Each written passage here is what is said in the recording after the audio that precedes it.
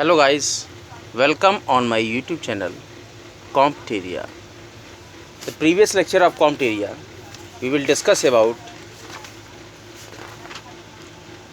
class and class conflict, historical dialectical materialism. Now before wasting our time we will start our new lecture, process of social change, Sanskritization, westernisation and modernisation. सामाजिक परिवर्तन की प्रक्रिया, संस्कृतिकरण, पश्चिमीकरण, आधुनिकीकरण। भारत में सामाजिक परिवर्तन के संबंध में विभिन्न प्रक्रियाओं का उल्लेख किया गया। McKim Marriott, Redfield, M N. Srinivas, Yogendra Singh, Shyamacharan Dube और के.एल. शर्मा ने सामाजिक परिवर्तन पर मौलिक लेख कार्य किया है। संस्कृतिकरण, पश्चिमीकरण और आधुनिकीकरण भारत में सामाजिक परिवर्तन की सबसे प्रमुख क्रियाएं हैं। संस्कृतिकरण भारत में सामाजिक परिवर्तन के विश्लेषण के संबंध में कुछ अवधारणाओं का विकास हुआ है, जिनमें अंतर्राष्ट्रीय ख्याति प्राप्त भारतीय समाजशास्त्री एम.एन. श्रीनिवास की संस्कृतिकरण की अवधारणा विशेष महत्व रखती है। इस अवधारणा की रचना श्रीनिवास ने मैसूर के रामपुरा नामक गांव के अपने अध्ययन के दौरान की है। इसे परिभाषित करते हुए श्रीनिवास ने लिखा है, यह एक ऐसी प्रक्रिया है जिसके अनुसार निम्न हिंदू जातियां या जनजातीय समूह उच्च अथवा बहुधा द्विज कहे जाने वाली जातियों की दिशा में अपनी प्रथाओं, संस्कारों, विचारों तथा जीवन शैली को बदलने का यत्न करती है। इन्होंने अधिक स्पष्ट करते हुए लिखा है कि संस्कृतिकरण का तात्पर्य नवीन रीति रिवाजों और आदतों को अपनाना मात्र नहीं, अपितु उन नए नए विचारों और मूल्यों को भी अनावृत करना है जिनकी धार्मिक और लौकिक दोनों प्रकार के संस्कृत साहित्य के विशाल भंडार में अनेक स्थानों पर उल्लेख हुआ है। कर्म, पाप, धर्म, पाप पुण्य, माया, संस्कार और मोक्ष जैसी सर्वाधिक धर्मशास्त्री विचार इनके कुछ प्रमुख उदाहरण हैं।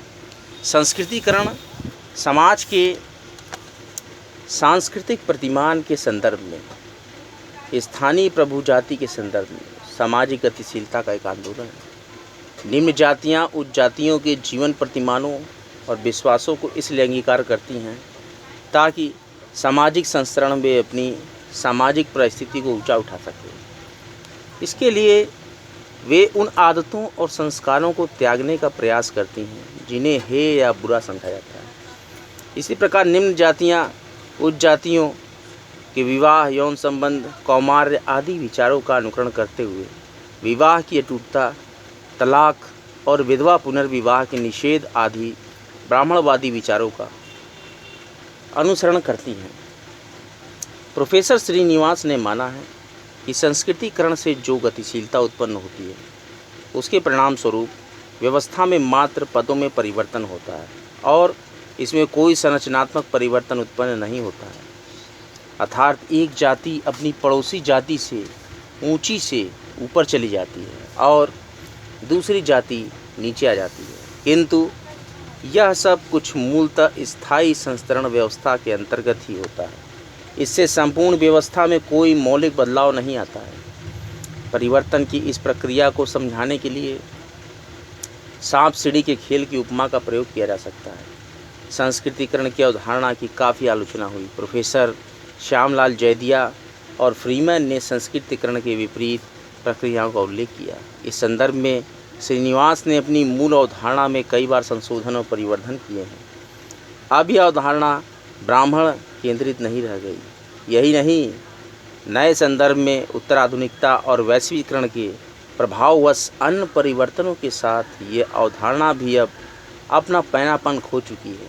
शक्ति की नई अवधारणा में निम्न जातियों को नई राह दिखाकर संस्कृतिकरण के मर्म को धूमिल कर दिया है। विसंस्कृतिकरण की अवधारणा का प्रयोग दो अर्थों में किया गया है। इस अवधारणा का जन्म वास्तव में श्रीनिवास की बहुप्रसिद्ध संस्कृतिकरण की अवधारणा के विपर्यय के रूप में हुआ है। प्रथम अर्थ में जब कभी उच्च जातियां संस्कृत ग्रंथों में वर्णित भारतीय संस्कृति के तत्वों को छोड़कर पाश्चात्य जीवन शैली को अपनाती हैं, तब इसे विसंस्कृतिकरण कहा गया है। द्वितीय अर्थ में इसका प्रयोग एक ऐसी प्रक्रिया के लिए किया गया है जिसमें एक उच्च जाति या निम्न जाति या एक जनजाति का व्यक्ति किसी अस्पृश्य जाति की सदस्यता ग्रहण कर लेता है, या उच्च जातियाँ नीची जातियों की जीवन शैली और कर्म कांडों को अपना लेती है।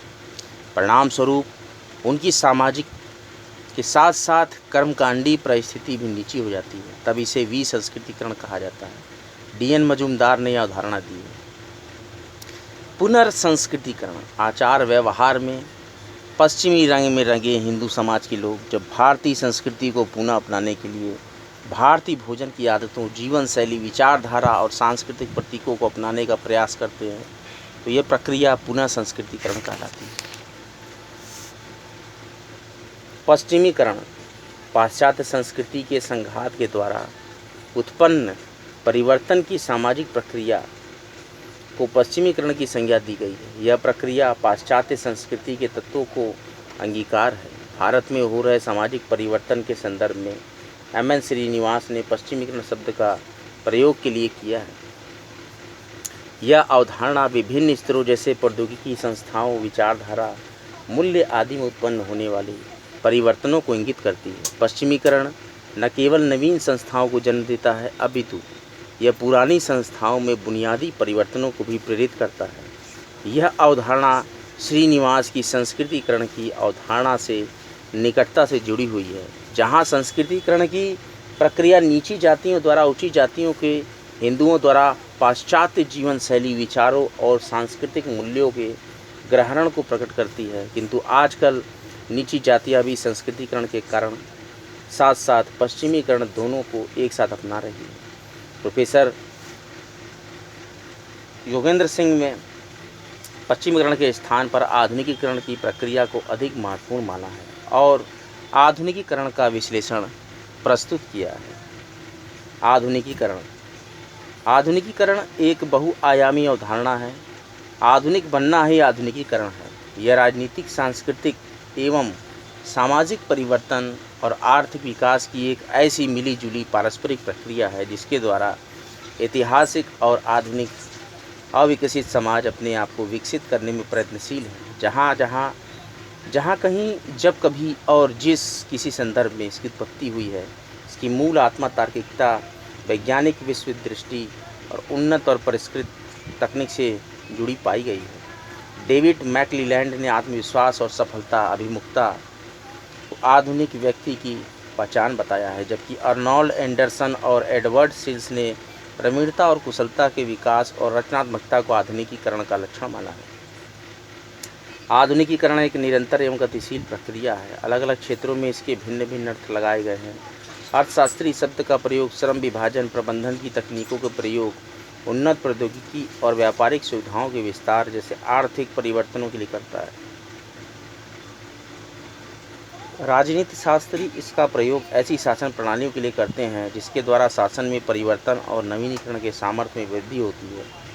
इस प्रसंग में वे प्रजातंत्र को आधुनिक शासन प्रणाली कहते हैं और राजनीतिक दल, संसद, वयस्क मताधिकार, गुप्त मतदान जैसी संस्थाओं को आधुनिकीकरण का लक्षण बताते हैं। सांस्कृतिक आधुनिकीकरण की अवधारणा लौकिकीकरण का मतलब सेकुलराइजेशन की प्रक्रिया को उत्पन्न करने और राष्ट्रीय विचारधारा को बढ़ावा देने की मांग करती है। सामाजिक आधुनिकीकरण उत्तरोत्तर साक्षरता में विकास, बढ़ता हुआ नगरीकरण और पारस्परिक सत्ता में ह्रास पर जोर देता है।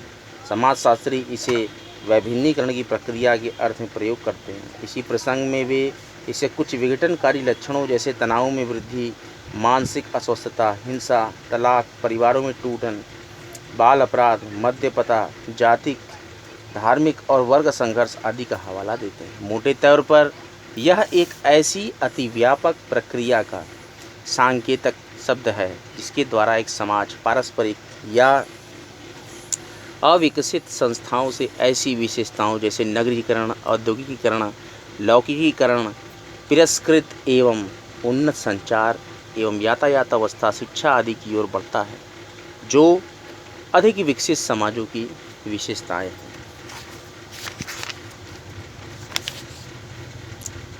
आधुनिकता और आधुनिकीकरण में अंतर है। यह भेद ऐसा ही है जैसा भेद हम संस्कृति और सभ्यता में मानते हैं। सभ्यता वह चीज़ है जो हमारे पास और संस्कृति वह चीज़ है जो हम खुद हैं। मॉडर्नाइजेशन सभ्यता है और मॉडर्निटी संस्कृति है। आधुनिकता बुद्धिवादी मनोवृत्ति की द्योतक है। आधुनिकता पहले आई थी किंतु उसका आधुनिकीकरण बाद में हुआ, अर्थात यूरोप का मन पहले बदला और शरीर बाद में। भारत और एशिया के देश चाहते हैं कि शरीर तो उनका यूरोप जैसा हो किंतु मन अपना ही रहे। व्यक्तिगत स्तर पर आधुनिकीकरण की प्रक्रिया हृदय परिवर्तन या विचारों विश्वासों मतों विश्वासों के साथ साथ हमारे व्यवहार में परिवर्तन की मांग करती है। आज का लेक्चर यहीं तक। अगले लेक्चर में मैं आपको पढ़ाऊँगा पश्चिमीकरण और आधुनिकीकरण, रिफ्लेक्सिव मॉडर्नाइजेशन, आधुनिकीकरण के सिद्धांत, और इसके साथ ही साथ मैं आपको बताऊंगा उत्तर आधुनिकवाद, अर्थ एवं उसकी विशेषताएं। कॉम्पिटेरिया पर नित्य निरंतर बने रहें। कॉम्पिटेरिया पर बहुत ही महत्वपूर्ण समाजशास्त्र के लेक्चर्स बराबर श्रृंखलाबद्ध दिए जा रहे हैं और समाजशास्त्र की क्विज़ भी बराबर दी जा रही है। लेक्चर का लाभ लें, ज़्यादा से ज़्यादा लेक्चर्स को शेयर करें। और भी विषयों के लेक्चर्स आएंगे बहुत ही जल्द। सभी परीक्षाएं आयोजित कराई जाएंगी सरकार द्वारा, तो नियमित पढ़ते रहें मन लगाकर। चैनल को लाइक करें, सब्सक्राइब करें और बेल आइकन को जरूर प्रेस कर दें। कॉम्पिटेरिया यूट्यूब पर पूर्णतः निःशुल्क है। इसका एकमात्र उद्देश्य है सभी पढ़ें सभी बढ़ें। कॉम्पिटेरिया लेक्चर्स देखने के लिए आपका बहुत बहुत धन्यवाद। हर हर महादेव।